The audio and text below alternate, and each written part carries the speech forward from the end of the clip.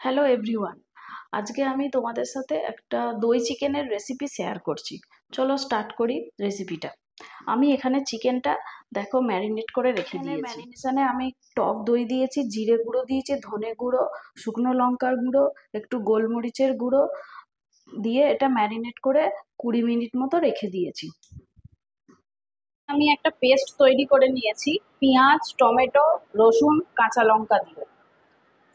এবার তেলের মধ্যে গোটা গরম মশলা, এলাচ, দারচিনি, লবঙ্গ দিয়ে অল্প একটু কাঁচা পেঁয়াজ একটু ভেজে নেব।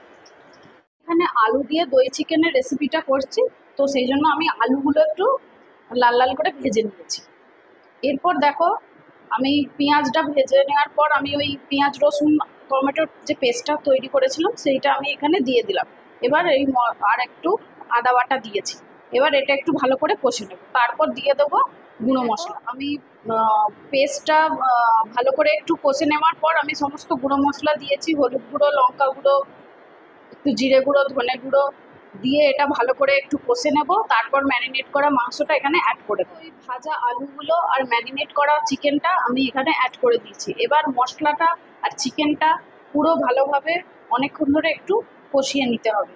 তারপর যখন তেলটা ছেড়ে আসবে তখন আমি জলটা অ্যাড করব। এখানে দেখো চিকেনটা অনেকটা কষিয়ে নিয়েছি, 2 চামচ নুন অ্যাড করলাম, আর একটু ভালো করে কষিয়ে নেব। তারপর দিয়ে দেব জল। এখানে দেখো চিকেনটা ভালোই কষা হয়ে গেছে, মশলা থেকেও তেল বেরিয়ে গেছে। তোমরা যদি রুটি দিয়ে খেতে চাও তাহলে এই স্টেজে তোমরা নামিয়ে নেবে, কিন্তু আমি যেহেতু ভাত দিয়ে খাবো আমাকে আর একটু একটু ঝোল ঝোল রাখতে হবে ভাত দিয়ে খাওয়ার জন্য। চলো এরপর আমি জল অ্যাড করে দিই। আর এখানে একটু গরম মশলার গুঁড়ো আর মিট মশলা আমি একটু অ্যাড করেছি, তোমরা চাইলে নাও দিতে পারো। এই দেখো আমি এখানে জলটা অ্যাড করে দিয়েছি। এবার একটু ঢাকনা দিয়ে চাপা দিয়ে দেবো। চলো রেডি হয়ে গেলে তোমাদের সাথে শেয়ার করছি কেমন হলো জিনিসটা। এই দেখো আমার দই চিকেন একদম রেডি। এবার গরম গরম ভাতের সাথে সার্ভ করব। দেখা যাক কীরকম টেস্ট হয়। তোমরা এই রেসিপিটা বাড়িতে ট্রাই করো।